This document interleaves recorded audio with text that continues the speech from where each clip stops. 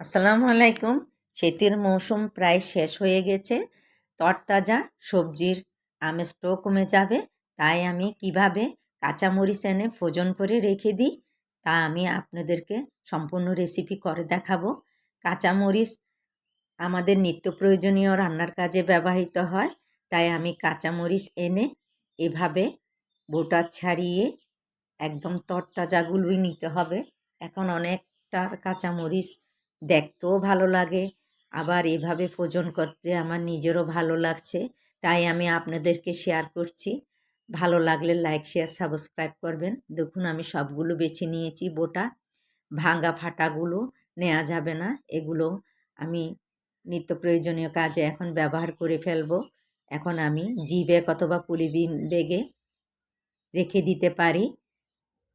Tissue paper অথবা news পেপারে বক্সও রাখা যায়। নর্মাল ফ্রিজে প্রায় 4-5 মাস রাখতে পারবো। তাই আমি আপনাদেরকে শেয়ার করছি। দেখুন এবার আমি কিভাবে টিস্যু পেপারে মুড়াচ্ছি। টিস্যু পেপারে এভাবে নিয়ে এপাশ ওপাশ মুড়িয়ে সম্পূর্ণভাবে যাতে বাতাস না ঢুকে সেভাবে আমি মুড়িয়ে নিচ্ছি। মুড়িয়ে নিয়ে এভাবে আমি জি ব্যাগেও রেখে দিব। আপনারা জি ব্যাগেও রাখতে পারেন, পলিথিনেও রাখতে পারেন। যেহেতু আগামীতে আমাদের কাঁচামরিচের অনেক ঊর্ধ্বগতি হয়ে যাবে, সহজে পাওয়াও যায় না ফ্রেশভাবে। দেখুন এভাবে মুড়িয়ে বক্সে রেখে দিচ্ছি। আরেকটাও মুড়িয়ে দেখালাম। এভাবে দুই পাশে মুড়িয়ে দিবেন। তারপরে আবার 5-6 মাস 7 মাস নর্মাল ফ্রিজে রেখে খেতে পারবেন।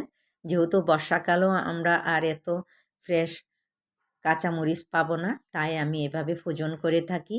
সেটা আপনাদেরকে দেখালাম। আল্লাহ হাফেজ।